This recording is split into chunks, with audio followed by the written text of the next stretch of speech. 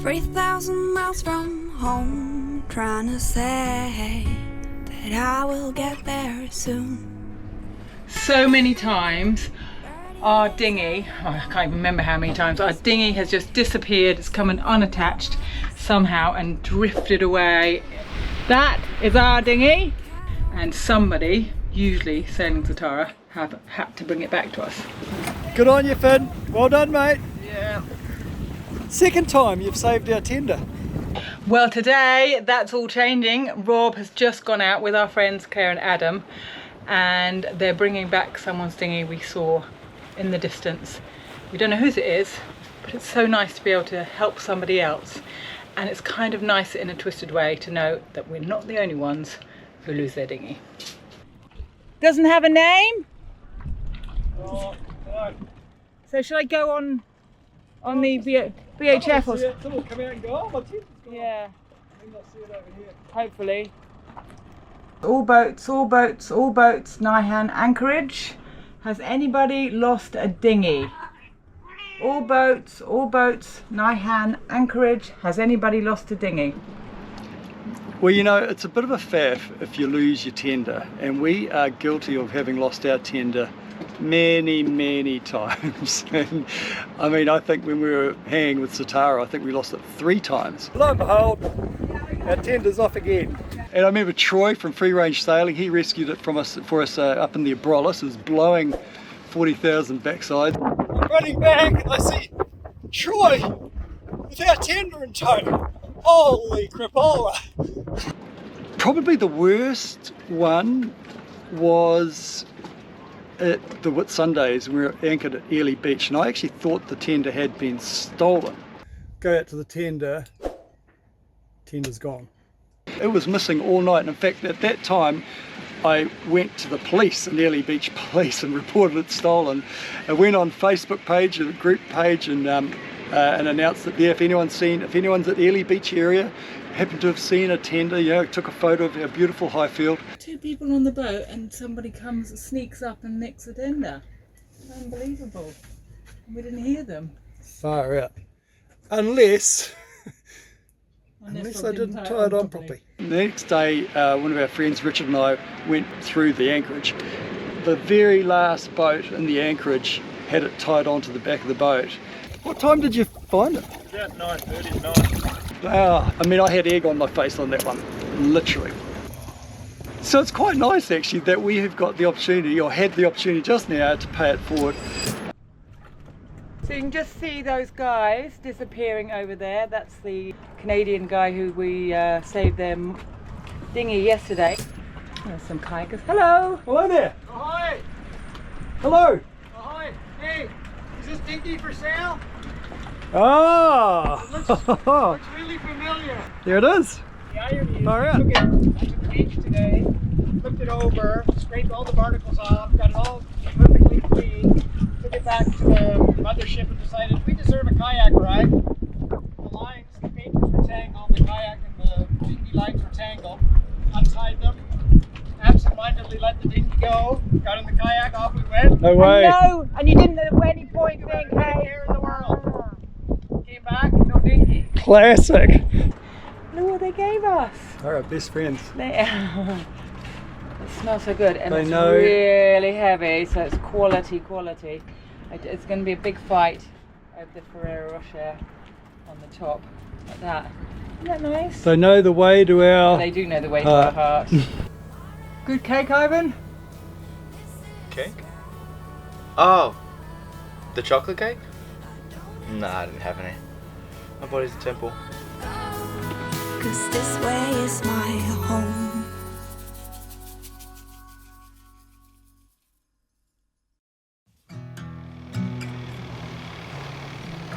So here we are, out at sea once more. We've left Phuket, well, at least for a few weeks. We're on our way to Phi Phi Don. There's no wind out here, which is unfortunate, but there are a lot of people on board. We have another patron who's come to stay, Clint, with his little boy who's only 4, which is so cute because he's just like Ivan at that age. think the cat wants to jump in because she's a great swimmer. She is a great swimmer, but you know what? She doesn't like dragging much. White hair like Ivan had, and hello there. He was just about to run over, and Clint's nephew Brock is also with us. He's 15, keeping Ivan company. What do you think? Pretty good. What's this? Oh, when I hit the water. No. Yeah. Really? Yeah. Oh my goodness. And we have our dear friends Claire and Adam Coogee from England, who are cycling around Thailand. Well, they're cycling around the world, but they were cycling through Thailand, so they came to see us. Now they're sailing through some of the Thai islands with us. This is not Adam and Claire's first trip aboard Javelo.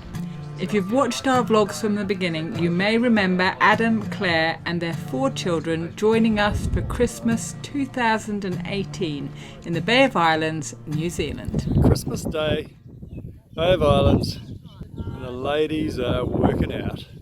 We decided to take a sabbatical in our 50s and take our bikes round the world and try and cycle as much as possible.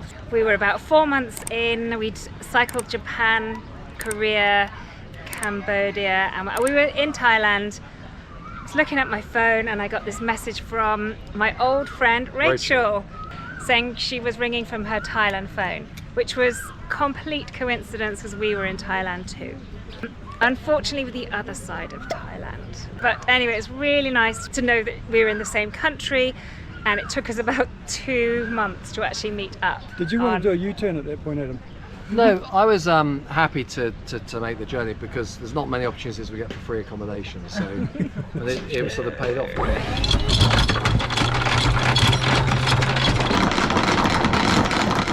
Hi, I'm Clint and I'm here aboard Javelo with the famous cruising Kiwis. What brings me to the boat is my desire to achieve a liveaboard life like the cruising Kiwis have, and to pursue a life of travel with my family. I've been into motorboats my whole life really. I've always loved travel, and in particular in recent years history associated with travel. Since having children, I've thought long and hard to myself about how I could, 1, achieve my dream of travel, and 2, let my child have a raising filled with travel and culture. Yeah, your boating lifestyle is about, on a motorboat, is about getting to the destination, not it being the destination. And sailing, I find, is somewhat the opposite. Sailing is the destination, and pulling up on the anchorage is the cream on top. But often it's the most enjoyable part is the sailing. This is Monkey Bay on PP Island. By day when all the charter boats are here, Okay, both of it's us. quite crowded. A lot of them are left for the day now, but Okay. it certainly is peaceful at night when it's just a few boats at anchor and all the day boats have gone home. Whoa! Whoa, that was a big one. Wow. Floating away. Forgotten to tell you that Ivan's got a little brother. Come on. Getting close. Go, go, go. Yeah. There you go. I was having a little snoozerama actually, and I heard Which you've done a lot since I've you're done 60. a lot since I've turned 60. I have actually, since my 60th birthday, which was how many days ago now? 5 days ago? Well, you've slept most of them. I've slept. I've had nana naps every day. I've suddenly become very fatigued. The cat turning into the cat. Yeah. Waking up and getting tired from sleeping. I think it's psychosomatic, turning the big significant birthday. No, there's something not 100% right with me, but that's okay. That's another story. Completely different. I was rudely awakened from my slumber. Some Thai officials came up on their boat and I heard them talking about National Park and I knew what that meant. So anyway, they wanted some money off us, and we've paid them some money. They said it takes us to Koh Rock as well. We want to go Koh Rock. I would, yeah. We'll show them anyway. We have it on camera. Because he said this is for 1 day, and I know the Koh Rock one is for 3 days. So, but then he said no, that's 3 days. Well, 3 days. Who knows? National park. So let's see how that works in a few days' time. A new exciting task for you on a boat. Washing needs to be hung out. Washing. Hang the washing. Yep. Ivan, go give him a hand. Oh, I wish I wasn't editing, otherwise I'd join you. I wish I wasn't eating my cheese and cracker. I love hanging out. Otherwise I'd have joined you too. Yeah, those are props. They're them in the mine. I have this beautiful piece of attire here that I purchased under duress. My wife Rachel said, no Robert, no. And I said, yeah, anyway. She loves it really, deep down. What a cracking good singlet. It's like, here I am.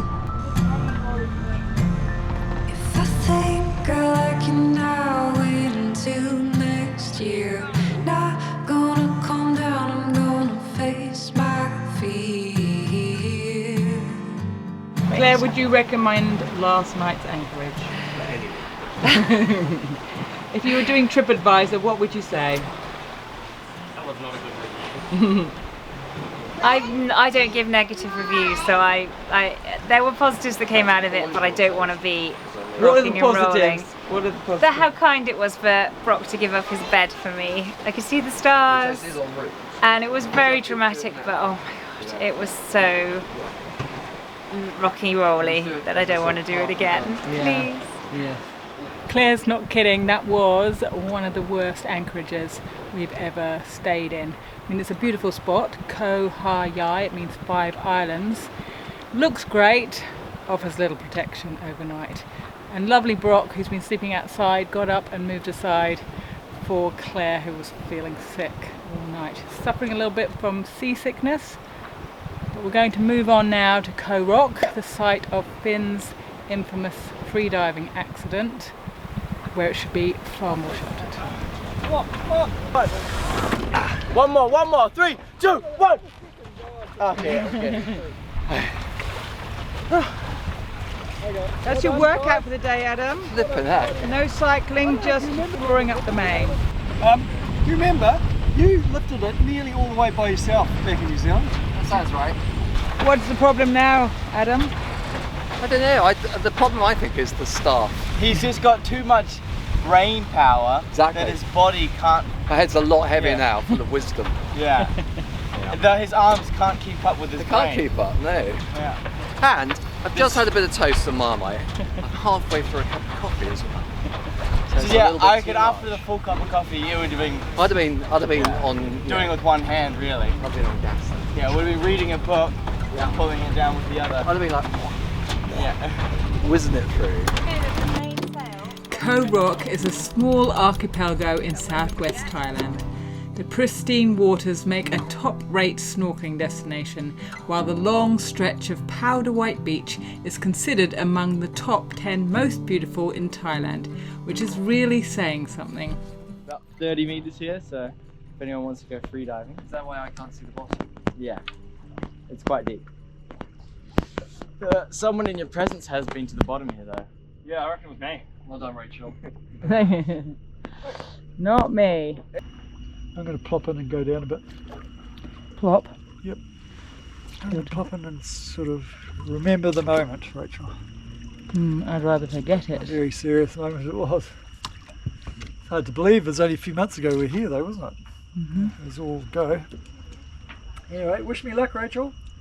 How far are you going down? I'm not going to hyperventilate. I was going to... I can see the bottom, so it's not that far. It's about 20 there. Is it? Yep. Gosh, it looks closer. See you later.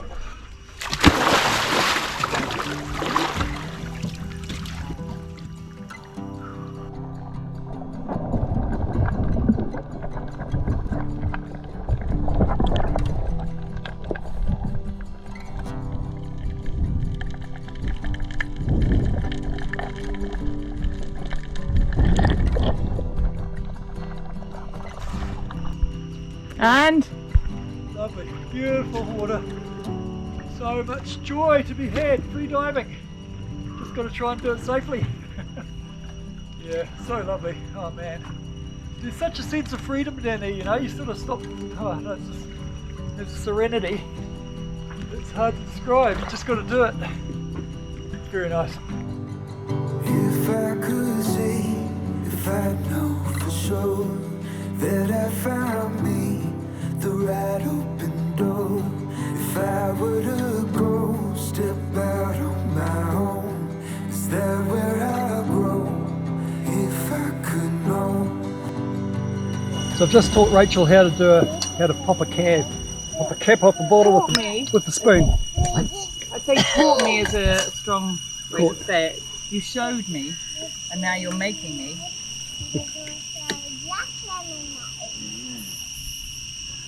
Oh, I'm in there. I've released some gas anyway. From the right orifice? She broke one. I can't say where from.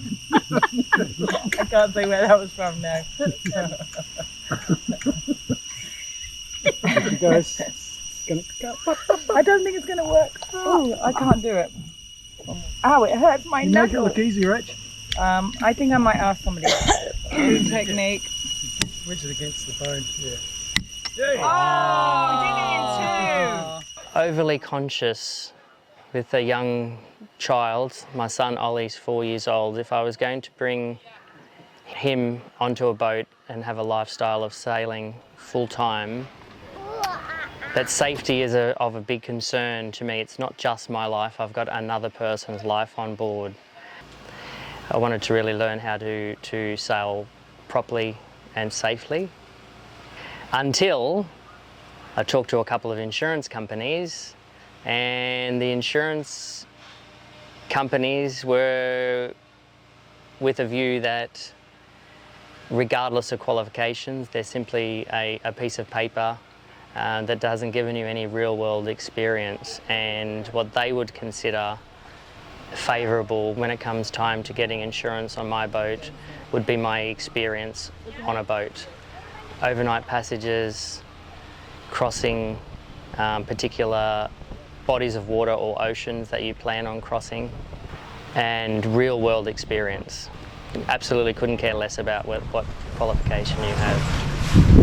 So it's just after 1 in the morning and we are on our way to Colifay. We're travelling at night time because there's just no wind in the daytime, so no way to sail. And we do like to sail, so I'm doing, I used to do the early morning shift. I'm doing the night time because Declan's not here, and I'm actually going to hand over to our patron, Clint. He's raring to do some nighttime sailing, but we're going a little bit fast. We had hoped to arrive early, just after the sun came up, but at the moment we're looking like arriving at 4 in the morning, which is way too early. Sun doesn't come up until 6:30. So we will have to slow down at some point before, well, we've got 16 knots of wind just forward of the beam. So then we'll probably put a reef in the main in a bit. I'll just have to get Rob up for that. And don't really want to disturb him for a bit. It's a beautiful clear night, no moon, but we are surrounded by squid boats. I actually counted 26 squid boats around us, which are illuminating the sky, which means we didn't need a moon. But it's a nice passage, a little bit bumpy. I don't think Claire, who gets a bit seasick, will be enjoying this too much. Just coming on to the third hour of the first night shift. It's been quite an eventful one. I haven't seen any marine traffic, but a couple of lit marker buoys in the water, fishing marker buoys, fads I think they're called. We've had variable winds, up to about 18 knots and all the way down to just a couple of knots.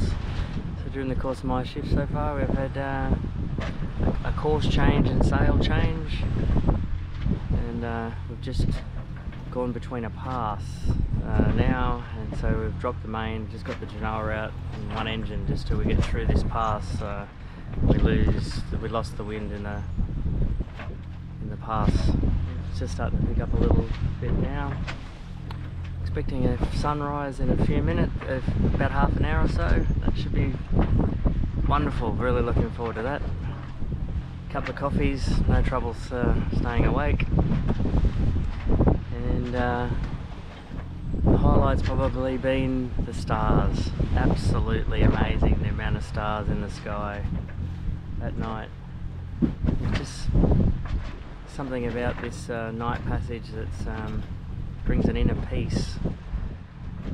Just the sounds of the waves breaking on the boat or passing through, wind flapping in the sails, flapping in the wind. Awesome. Really, really awesome. Loved every minute of it. Well, shift has just about come to an end. The stars have disappeared and dawn has broken. Got a island in the background. We'll be soon coming around, anchor up for the day, head out some more swimming and snorkeling, perhaps a dive. And a recap on the night's passage. We just ran out of wind about half an hour ago, so I've doused the head sail. What little wind there is just coming from the stern now. Everybody's still asleep at the moment, so just trying to keep it a little bit comfortable for them. And then my trusty coffee, about the fourth one of the day. And what a really great shift. I think I love night passages. Over and out. How come Percy has that tail? Because I can feel her brain. You can feel her brain in her tail. Yeah, it feels funny at the end, doesn't it? Yeah. It's just, that's the way she was born.